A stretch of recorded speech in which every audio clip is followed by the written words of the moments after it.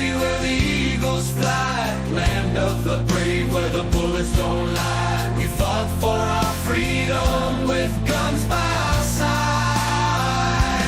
Red, white, and blue, our southern pride. Raise the flag high, let freedom ring, from the rolling mountains to the flatlands. We sing, no one can take our rights. Our Second Amendment will defend our land. With every bullet we stand. We were born in the USA, land of the free, with guns in our hands. We'll forever be Southern blood runs deep through our veins.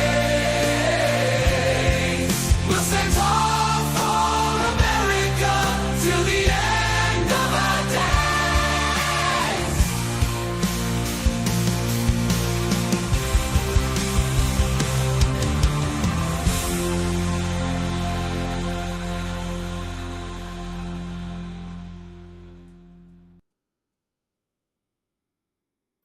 Well, hey there. I'm Sully, and as always, welcome to the Gun Club. All right, got a few interesting stories we're going to cover today, but the big one we're going to hit on is the VanDerStok case. If you're not familiar, Garland v. VanDerStok went before the Supreme Court back on the 8th of this month, and I'm sorry it took me a while to cover it. We've had kind of an interesting time around here. For those of y'all who don't know, I'm in the upstate of South Carolina, and we had a little bitty storm come through. I think her name was Helene or something like that. Well, she kicked the Helene out of us, so we had kind of a rough time during that. I went for about a week or a little bit more without power, a little bit over 2 weeks or close to 2 weeks without internet. Cell phone service was spotty at best for about 5 days, so definitely made it kind of interesting. As a result, well, you hadn't seen a lot of me on here, and I'm sorry about that. Although I did do some research for a bunch of stuff, working on a bunch of projects coming up in the future. Also been doing a lot on the political channel. If you're not familiar with that, you can check it out. It's called Real Hard Truths. It's Rumble exclusive. But tonight, we're going to be streaming live on both Rumble and the YouTubes, coming out and talking about the VanDerStok case. Now, the VanDerStok case, to me, is very much a big deal. And the reason that it is it's basically dealing once again with that favorite old saying we have about ATF overreach. ATF going above and beyond what they needed to do. ATF basically not leaving well enough alone. Now, you can say that, well, they're doing it for the good and for the safety, and we've heard all the reasons that the ATF, they're going to deal with gun violence. Okay, fine. I'll buy that for about 30 seconds. The problem is they're, again, solving the problem that's not the problem. It's kind of like all these states go after assault weapons. But wait a minute. Assault weapons? Yeah, AR-15s are not what are shooting up the inner cities. Now, I'm not saying there's not some of them, but when you look at 10, 12, 13,000 murders a year, and less than 500 of them are AR-15 related, why are we solving that problem? I have an idea. What do you say we go after gangbangers? What do you say we go after the people who are putting firearms in the hands of inner city kids at 11, 12, 13, 15 years of age and letting them run wild? To me, that would be a lot better use of resources. But then we'd have to admit that that was the real problem, and we couldn't just blame it on the guns. Because after all, the guns are what cause all the problems. Now, before we get into that, I've got a quickie word here from one of our dear friends, a gentleman named Michael Cargill, who can explain to you a little bit about firearm safety. And we're always safety-minded around here. Did you know a gun will not fire unless you pull the trigger? We conducted an in-house study with 3 different firearms to prove this claim. And here are the results. Fire! Fire! Fire! So having seen the results of our study, we have a simple question, and you can answer in the comment section down below. A gun will not fire unless A, it decides to do so using free will, or B, a human pulls the trigger. As always, More guns equals less crime. Right there and buy yourself a gun. Yeah, that's Michael Cargill down in Texas of the Cargill v. Garland. It was the bump stock decision that got those put back in the world for us, and we greatly appreciate that because that was, again, ATF trying to play fast and loose with the rules. Now, as we get into this one, we're looking at Garland v. VanDerStok. Now, it went to the Supreme Court on October 8th. This actually began back in August of 2022. It's largely a ghost gun case that's based on the newly created or newly developed by the ATF frame or receiver rule. Now, we have to, when we talk about the frame or receiver rule, go into a little bit of the history of ghost guns, go in some of the background of it. Now, first off, prior to the Gun Control Act of 1968, there was no serial number required on any firearm at all. Prior to that point, some manufacturers would put a serial number on it. A lot would put a lot number on it. If a gun was manufactured in October of that year, let's say it's October was when it went in. So let's say it was June of 68. It was manufactured. It might have a lot 0668-1 if it was the first lot done in that year. They would do that for quality control, recalls, everything else. But there might be 50 guns manufactured in that lot. And so that lot all had the same number on it because it didn't require unique ID. It just, any number the manufacturer chose to use, and a lot used the lot numbers. Well, when the Gun Control Act came in, it required individualized serial numbers put on at the manufacturer. It further required sales records be kept of who bought what serial number gun. Prior to that, there were no serial numbers required. There were no records required. Pretty much, you could get some things out of the Sears catalog delivered to your house, no questions asked. There were no background checks. The origin of the 4473 form that we fill out today, that no, I'm not a terrorist, no, I'm not on the run from justice, no, I'm not a drug addict, no, haven't renounced my citizenship, all those things, well, that federal form that you're required to fill out under penalty of perjury, unless, of course, you're a Biden and you lie on it, but we won't go there tonight. Got plenty there, but unless your name's Hunter, you had to actually truthfully fill out that form, and you could go to prison if you don't. That all came in 1968 in the Gun Control Act. Well, the federal code defines what a firearm is.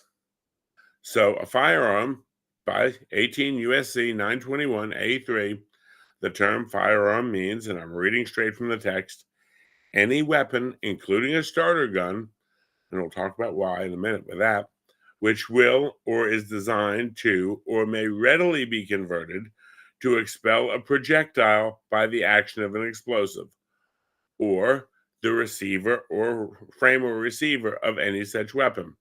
Now, why'd they include a starter pistol in there? Well, a starter pistol can be very readily converted.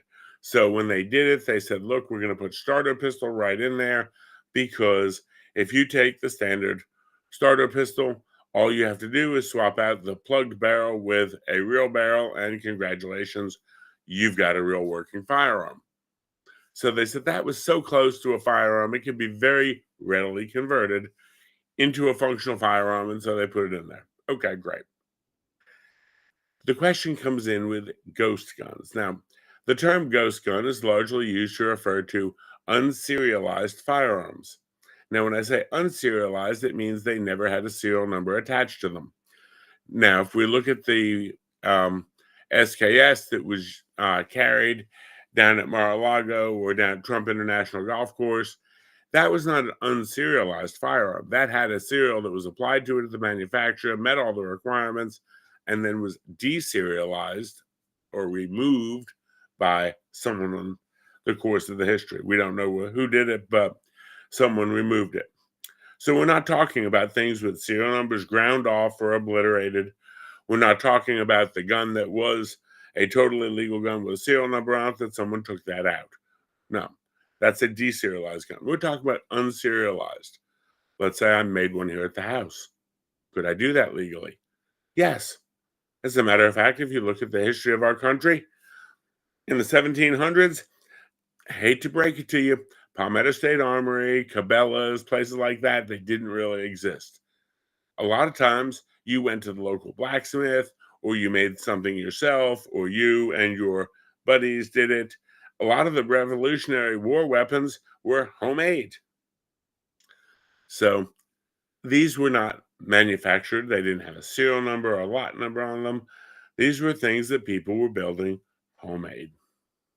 Well, there's a line, and the line has to be somewhere between I, as a citizen, as a law abiding citizen, can buy parts and build something at home. And I'm not a manufacturer, I'm not required to put a serial number on it. Now, there are a lot of restrictions on that weapon, and we'll talk about those in a minute. But again, what I build as a hobby in my home for my use is no one's business. One of the restrictions, I cannot sell or transfer it to anyone. If I give it away, if I sell it, if I transfer it to anyone, now I've become a manufacturer. So let's say my good friend Brandon calls me up and says, "Hey, Sully, you know a lot about guns. If I buy the parts, can you make this AR-15? Well, if it's a unserialized blank, which we'll talk about the details on those in a minute, and I make it and I hand it to him, I have now manufactured that for him. It requires a serial number. I'd require a federal manufacturer's license. I have crossed all kinds of boundaries." On the other side of the coin, if he says, "Hey, Sully, I'm looking at doing this. Can I borrow your tools?" I can't even let him use my tools. If he says, "Hey, I bought this kit. I think I put it together right. Can you go ahead and test it for me or check it out and see what you think?" If he built it, can I tinker with it? Yes. But I cannot build it for him. I cannot loan him my tools. There were at one point gun clubs that went in as a group and bought tools that anyone in the club could use. That was ruled to be illegal. So there were already a lot of red tape around ghost guns.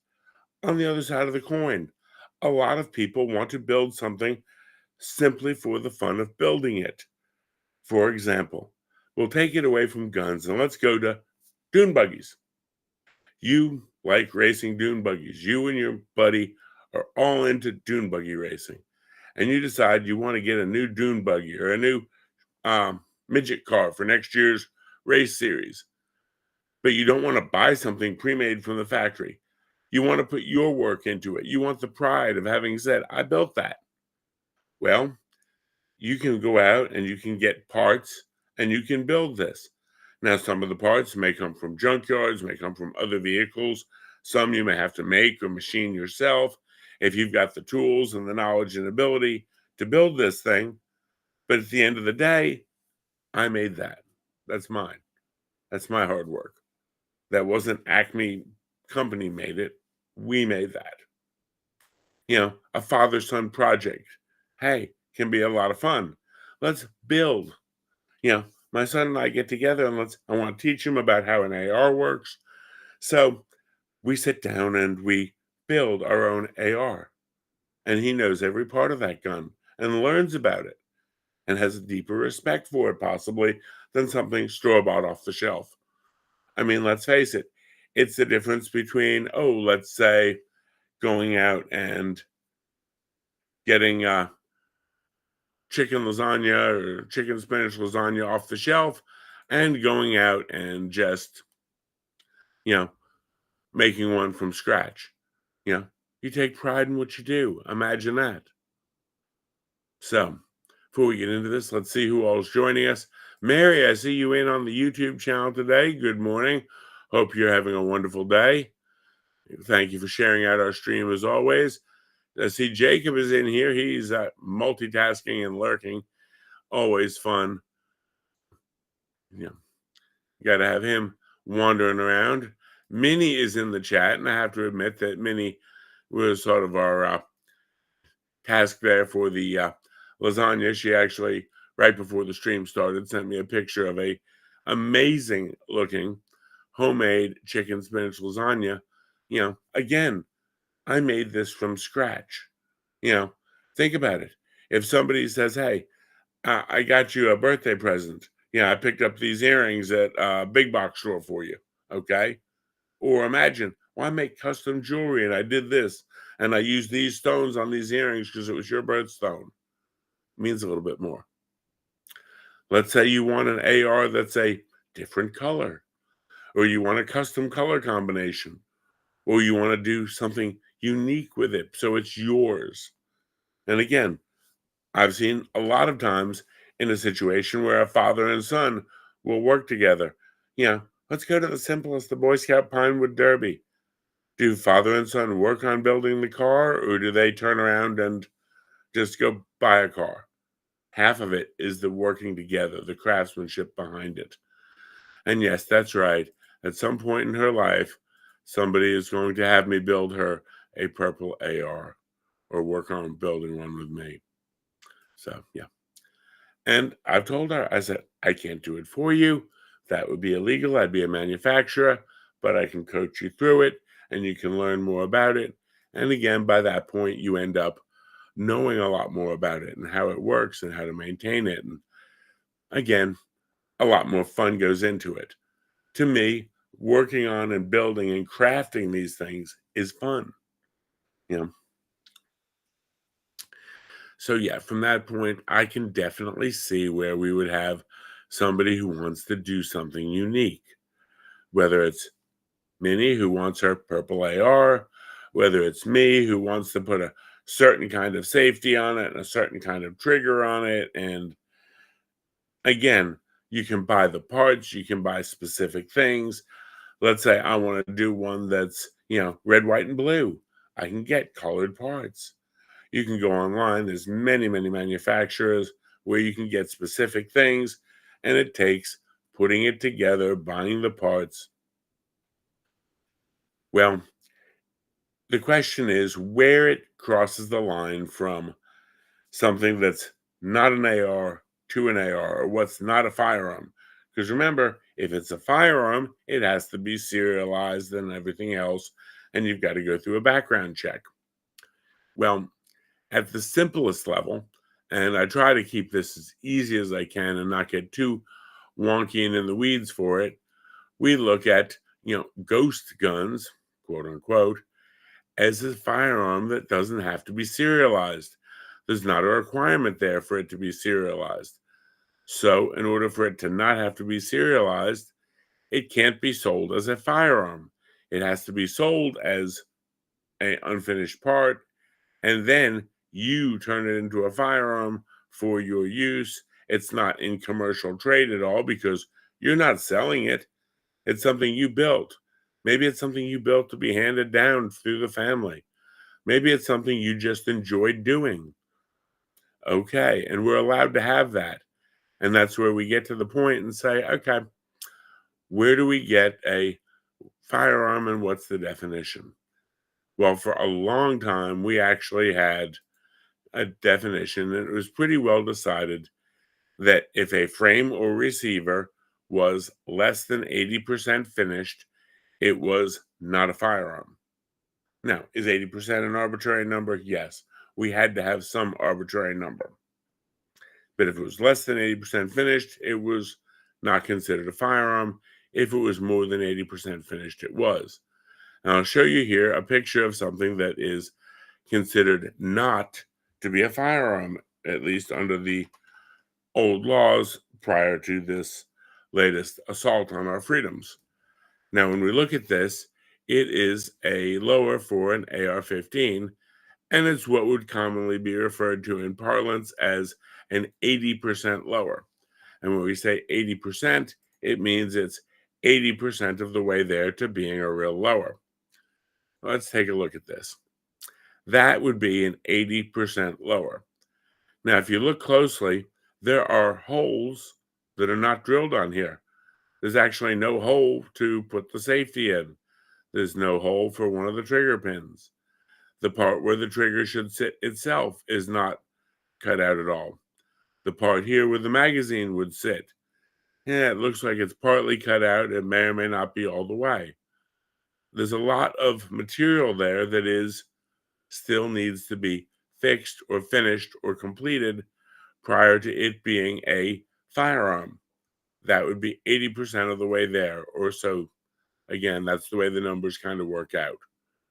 On the other side of that coin, I'm going to take, and here's another, again, 80%er, that when you look at them, you say, well, this is, no distinction, or it's a distinction without a difference.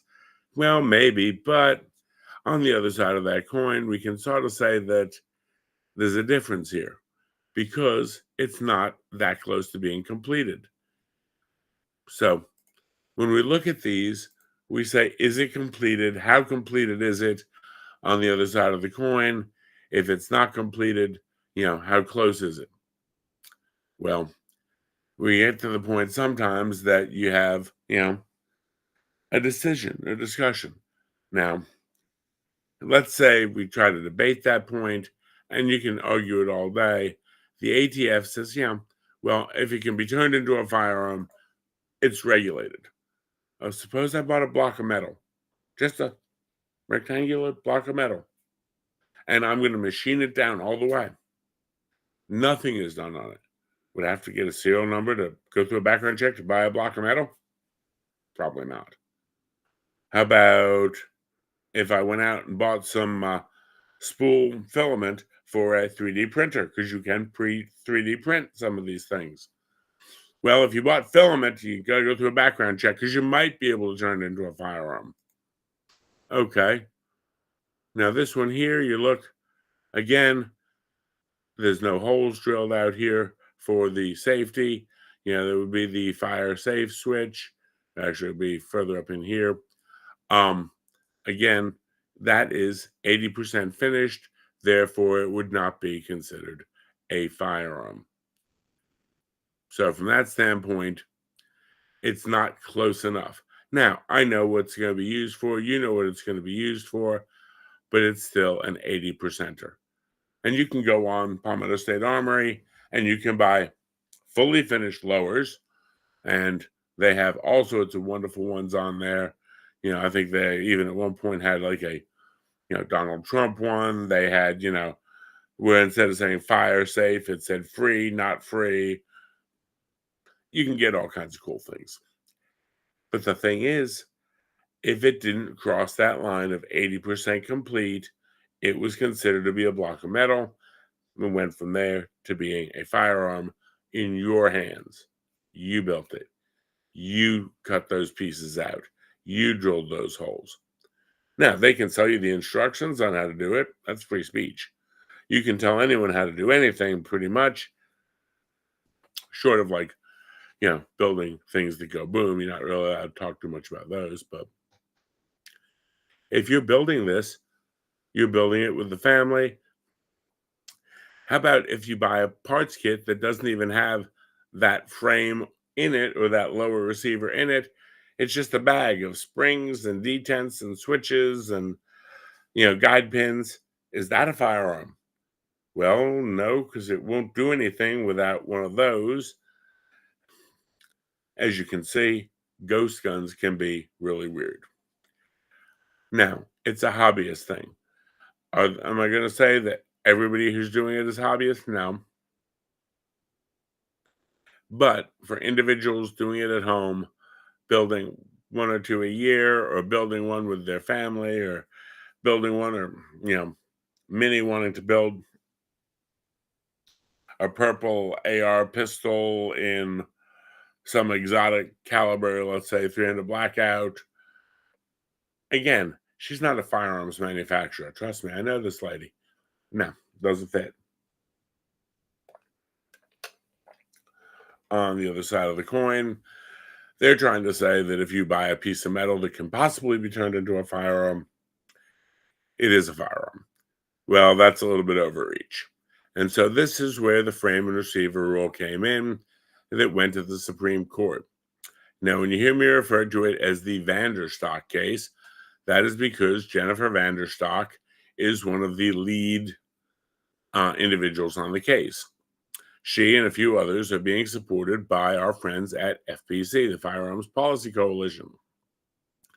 While she is one of the named individuals in the lawsuit, she is not alone, and FPC is helping her out and supporting her going through this. So again, we got to give a big shout out to our friends at FPC, and that's why when we talk about FPC, we can't really talk about that without giving a shout out to our friends at Blackout Coffee. Folks, if you're looking for a really good cup of coffee, check out Blackout Coffee. They support the brands, they support the Second Amendment. We do have a promo code on there, Gun Club. You get 20% off your first order. And if you look right there, you can see the FPC logo on the K-Cups. They have a GOA K-Cups. And each of those boxes of K-Cups, when you buy them, a little bit of money on the side goes over to our friends at FPC to help them pay for the attorneys, which are paying to fight for our freedom. So again, big shout out to Blackout Coffee. They've got some great stuff. They just put their holiday blends out. So hey, if you want to, check them out. Promo code Gun Club gets you like 20% off your first order.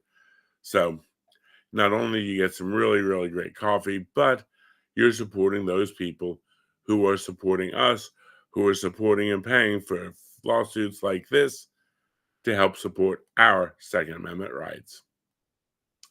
So, okay, we're going to get into this, and I'm going to throw this up on the screen. I'm not going to read the whole thing, bit by bit, word by word, but what I am going to do is I'm going to show you the whole general gist of this and how it all plays out into the VanDerStok decision.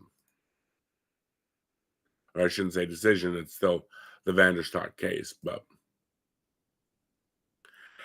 in the Supreme Court, Merrick Garland, i.e. the Attorney General of the country, yuck, against VanDerStok et al., and that's just a way of saying the rest of everybody who's involved in the suit. And where this comes in, they're trying to decide the whole thing. And this is the transcript of it, and it's a 90-pager. Actually, I'll change this out. It's 90 pages, and I'm going to hit the high points. The case is basically being made. The FPC, VanDerStok, and all the other, they're saying, look, we do not think that this new rule about frames and receivers is constitutional. Why don't you leave well enough alone?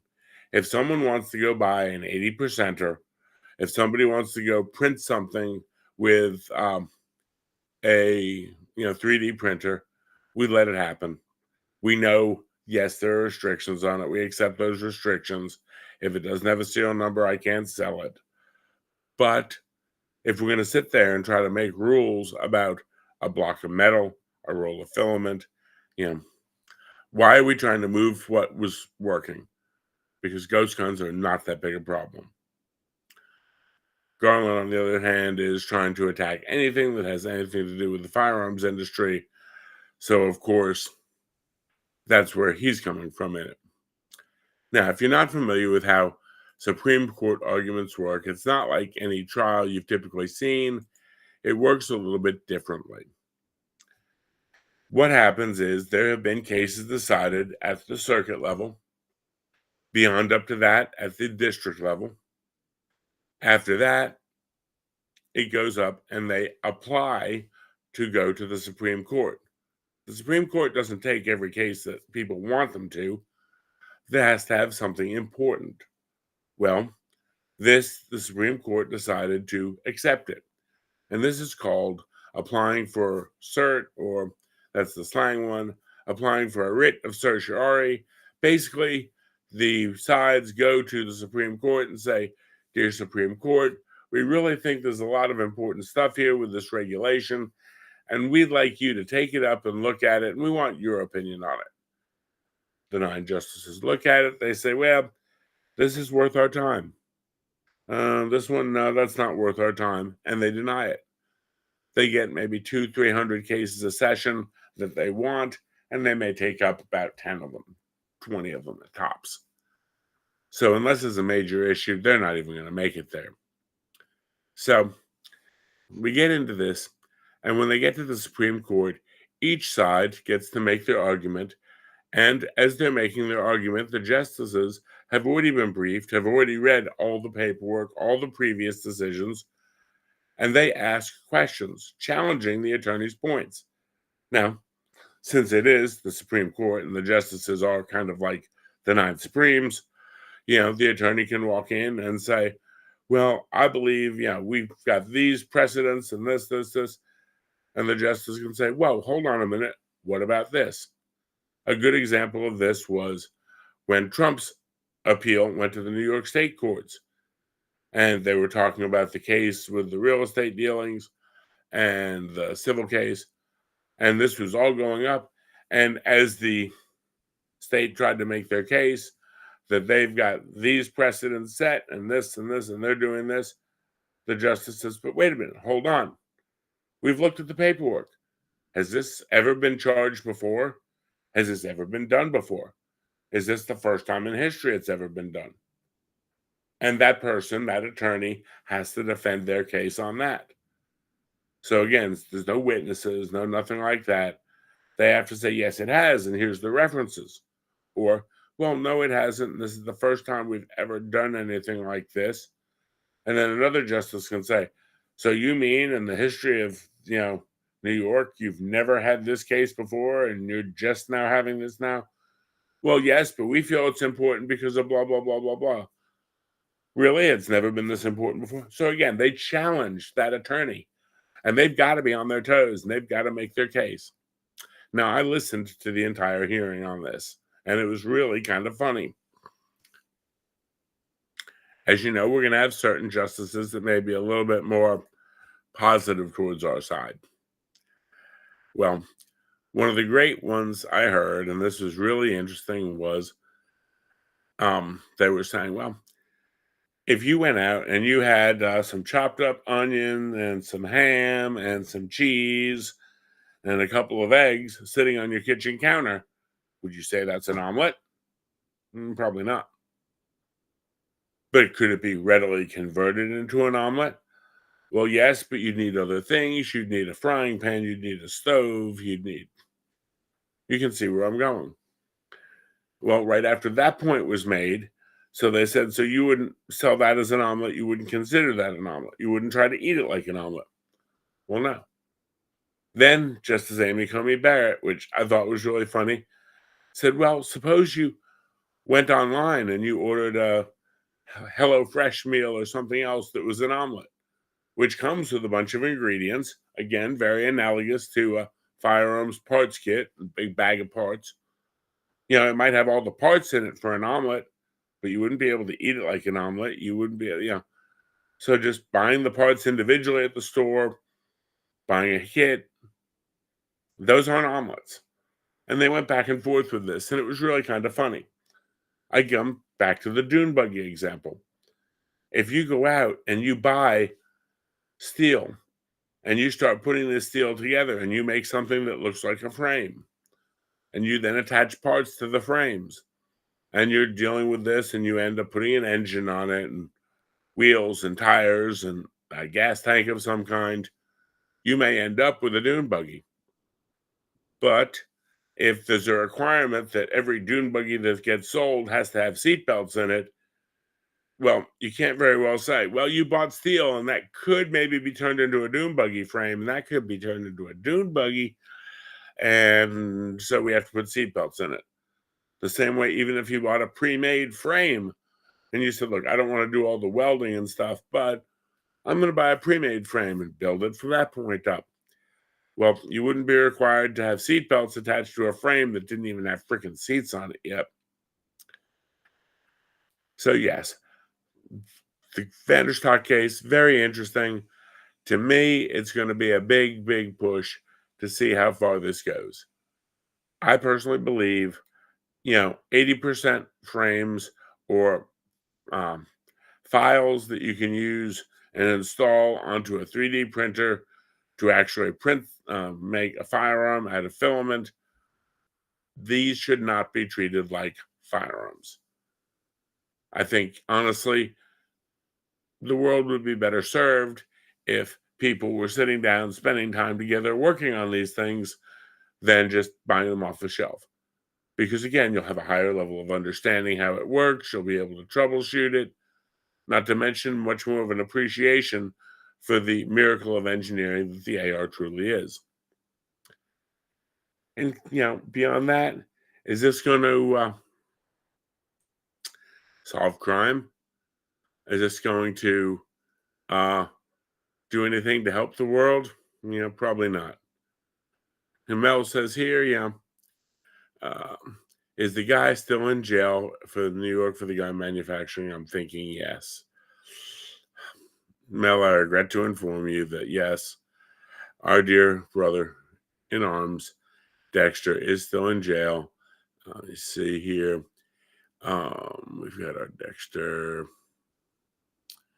He has been in jail since May of 2024. Now, there are entities in there trying to help him, trying to help get him out, trying to help support him. Here we have a guy who was learning. He bought some parts. He was building them. Unfortunately, he was building them in the great city of New York. They then made it illegal to do such things. So he stopped doing it, but he put them in his basement. He was still in possession of them. And so the ATF raided him. And when they went to court on his charges in the original trial, not an appeal yet or anything else, what'd they say? The judge tells his attorney, don't mention the Second Amendment in my court because it doesn't exist around here. So yeah, if you want to support Dexter, there's two ways. He does have the Give, Send, Go up there for Dexter Taylor. And also Angels Patriot Battle was selling t-shirts. We've also got these links posted up on our local site. But yeah, Dexter, totally law-abiding citizen, has had his life and basically imploded by the government because he dared to learn how to build firearms. He's an electrical engineer. He's a sound engineer. He actually was lawfully in possession of a store-bought firearm, but he got interested in how they worked and decided he wanted to make his own. And so he dared to do that. And we see how that worked out for him. But yeah, that's our dear friend Dexter. And, hopefully he does really well. And Mel also said she wanted to give a big shout out to Blackout as well, because she's going in on their seasonal flavors and they're kind of, loving those. Yeah, she's going to go broke buying seasonal flavors. Yeah. But hey, if that's gets you in the mood for the season, more power to you. Maybe you just need to bring me some of that chicken and spinach lasagna, huh? Yeah, homemade's better. So yeah, that's Dexter. But yeah, since you brought that up, I figured I'd give him a shout out because he definitely deserves it. Yeah. When you're dealing with, private firearms, again, I can't make a ghost gun and sell it to Mel. I can't sell it to anyone. If I do turn it into an FFL, they immediately have to get a serial number and put it on there. So it is very much a restricted thing. But if you're trying to make an heirloom item, if you're trying to make something unique, if you're, again, like I said, a father-son or a mother-daughter project, mother-daughter project, they want to learn about ARs. So they sit down and they go through this. And again, it's not just, someone said, oh, they can be easily converted in 15 minutes. Yeah, folks, one of the arguments they mentioned was, oh, it takes less than 15 minutes to convert this into a firearm. Folks, if you can convert that into a functional AR-15 in 15 minutes or less, yeah, I wouldn't trust it because I think it'll blow up in your damn face. There's a lot of work that goes into this. If you're doing a build, if you're working 8 hours a day on it as a hobby, it's going to take better part of, close to a week, I'd say. And again, depends. Some people are a lot more comfortable building them than others. Some people have a lot more skill than others. But when you start looking at torques and tolerances and everything else, and big bags of itty bitty parts. Yeah, kind of, oh, in 15 minutes, it can be readily converted to a firearm. Who the hell are you kidding? And that, again, is one of their arguments. That's kind of like saying, yeah, you could go out and buy parts for a Tesla and you could convert it into, convert just the battery pack into a car in a week. Yeah, I don't think so. Probably would not happen. Let me see here. Give you an idea what a lower parts kit looks like. Let's see here.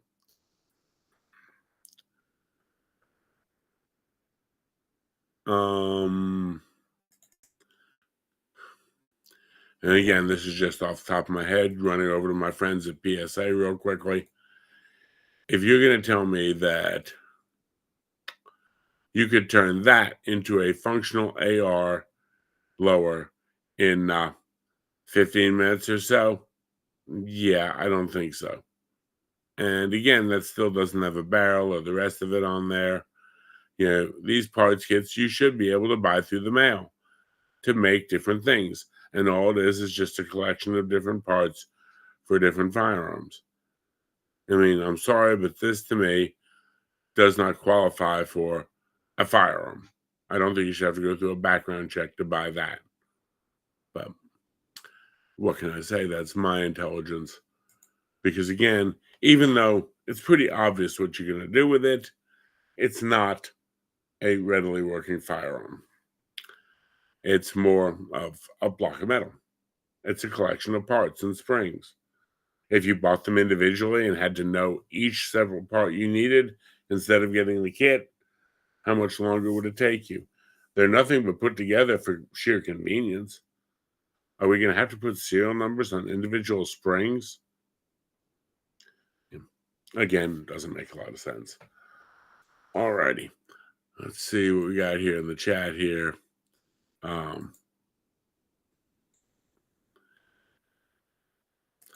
Exactly, Mel. People who say that can be converted in 15 minutes are the same ones who say that an AR will blow your lungs out and weighs more than moving a heavy box. Yeah. And in reading some transcript on the Supreme Court stuff, I know what they're saying. I get where they're trying to go. If you've got someone who's got, a lot of equipment and a gun shop set up, and they've got, that, maybe they can do it fairly quickly. But when they talk about, let's see, here is one of the phrases that comes in. And again, just so you know, I'm not making up the stupidity. This is so much fun. Let's see here. In recent years, companies like the respondents here have tried to circumvent the requirements. They've begun selling firearms as easy-to-assemble kits and frames and receivers that require minimal work to be made functional. They're advertising the products, in their words, as ridiculously easy to assemble and dummy-proof. And nothing with firearms is dummy-proof. You're dealing with tolerances and torque ratios and things like that, if you don't do it well, nothing good's going to happen. How you can go from opening the mail to a fully functional gun in as little as 15 minutes. Yeah, that was their argument in the Supreme Court. And again, in the face of public safety crisis, the ATF promulgated this new rule to underscore the Gun Control Act's plain text. Weapon parts kits that can be readily converted to function with common tools in under an hour is a firearm. Second, a product is a frame or receiver under the Act, even if the buyer must drill a few holes or remove a few superfluous pieces of plastic to make it functional. Yeah. A few pieces of plastic. Both of these points are consistent with how the ATF has interpreted and implemented the Gun Control Act across 5 decades and 11 presidential administrations. Now, I'm going to say something here.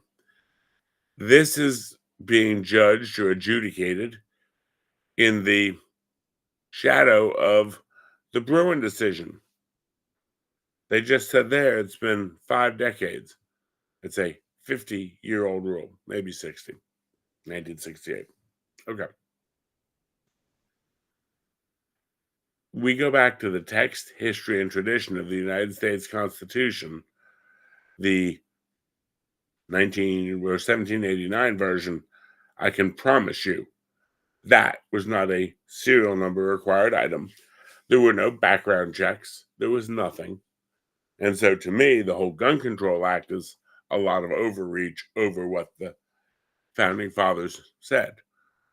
Again, we can get into the discussion of prohibited possessors and, felons with firearms. In those days, if once you get out of prison or jail or whatever they were using, you got your firearms back right then. You had paid your debt to society, and they told you then go get a firearm so you could protect your family. There were people in the militia who were handed weapons by the government who were convicted felons. So when you go back to text, history, and tradition, kind of seems interesting. And Mel's got to throw a rock here. You said it, I didn't. Nope, they're not dummy proof or Democrat proof. That's true. And again, they want to regulate everything. And they pass a law, and that law doesn't really have much of an effect. And so that proves they need to pass another law. And well, that law doesn't work either. And so they need to pass another law because that'll work. Yeah. As we go through here, and again, I love the comments where they basically said, suppose I get a kit from HelloFresh and it's got all the stuff in it. Is that an omelet? No. Is it readily made into an omelet? Well, you need a stove, you need frying, and you see where I'm going. All righty. Folks, that's all I've got tonight. I know it's a little bit of a short show, but I wanted to get this out. Fortunately, it's been taken up by the court, which was the first big victory, getting them to hear the case. Now they're looking at the case. The arguments have been made, listening to the justices ask their questions. And again, what would happen? Well, either A, we keep it status quo. If it's 80% finished, it's not a firearm. You can buy the blank, do it yourself. You can buy the blank in the mail and do it yourself. But you've got to have the tools. You can't sell it. You can't do anything else with it. But I built that. Or we get to the point that everything has to be serialized and a piece of metal is a firearm. Let's see here. And Mel says that, yes, the white chicken spinach lasagna is getting parceled up, going in the deep freezer, and she's going to save one for me. Yay. Yay, yay. Goody, goody. Yeah. Because you all know I don't eat well around here at all. But so that's where we're at with that one. We got them to take it up to the court. We've got a good case. We've got good plaintiffs. So hopefully that works. And Mary says, yeah, dem proof or dummy proof. I'm getting a little redundant. What's the old saying? You say tomato, I say tomato. You say potato, I say potato. Yeah. So hopefully, we can get this done, get this ATF overreach thrown out, because, it just doesn't make sense. It really doesn't.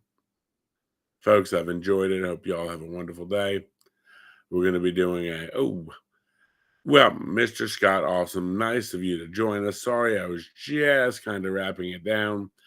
We've been talking about the VanDerStok case, i.e. the ghost gun case that went to the Supreme Court on the 8th of October. Went into a little bit about what a ghost gun is and what they're trying to regulate now. They're trying to regulate bags of springs, because we're going to regulate those as if they're firearms. No. Not sure why that's happening. but I'm sorry. But yeah, hopefully the Supreme Court gets this all squared away and takes this stupid regulation out. Yeah, I agree. Communists trying to take guns. And again, let's go to the bigger scope. They promise us this will make us safer. Okay? It's a scare tactic.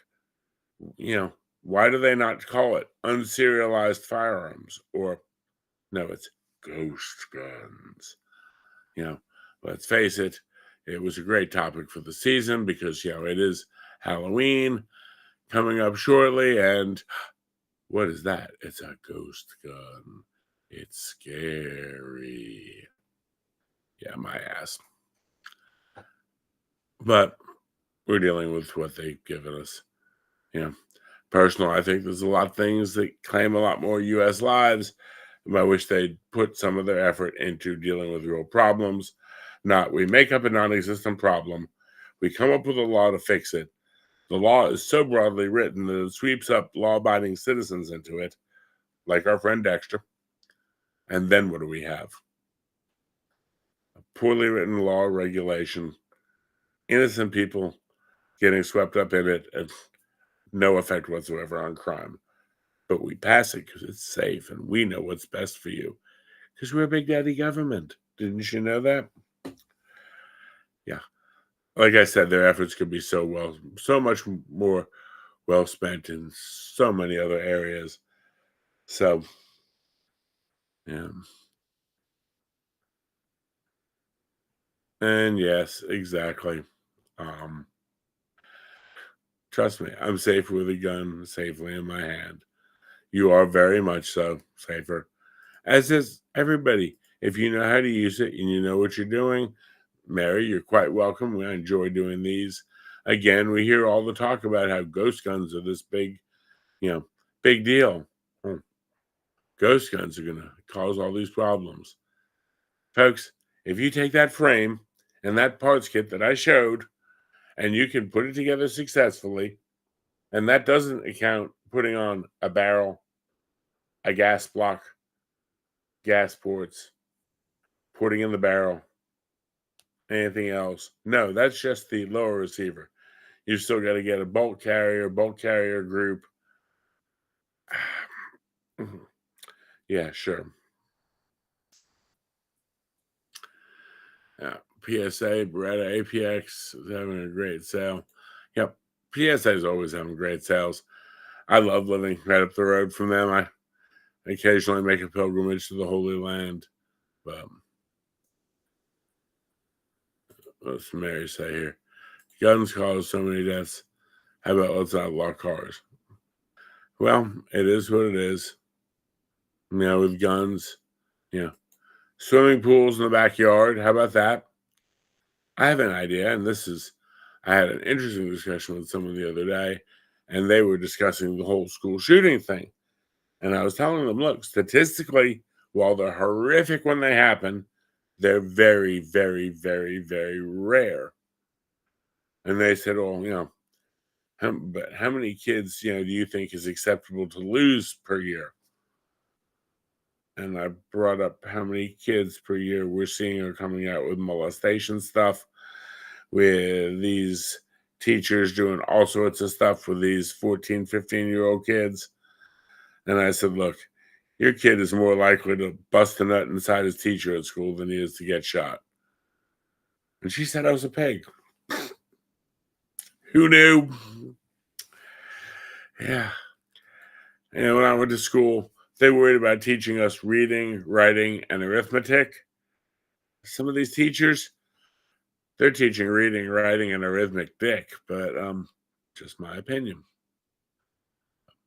And I'm not saying it's all teachers, because it's really not. But there's a few of these out there that are really problematic. But yeah, I agree. Not acceptable to lose any kids, but more gun laws are not stopping that. Imagine that. People who take guns to schools and shoot up kids don't listen to laws. Yeah. Reminds me of when I've got coming out, the great gun-free zone fallacy. Yeah. That's definitely going to be a fun stream that night. I may have to do that with an adult beverage or two on board just to explain some of the stupidity. But, folks, like I said, I've definitely enjoyed it tonight. Sorry I haven't been around for a while. Things here are still getting back to normal after our wonderful adventure with all this stuff with the storm and everything else. And again, I got it, but nothing compared to what they did in North Carolina. They got it much, much worse. You know, that storm hit the 27th of September, and they're still in the rescue mode up there. They are still rescuing people who are trapped. So, yeah. Keep them in their thoughts and prayers. Don't worry about us down here in South Carolina. We got a lot of wind, but no flooding major in our county. So, lots of trees down, lots of annoyance, lots of lines wrapped up in trees, lots of transformers shorted out or busted open, but that's the extent of it. Folks, be smart, be safe. We'll see you on the next one. Bye.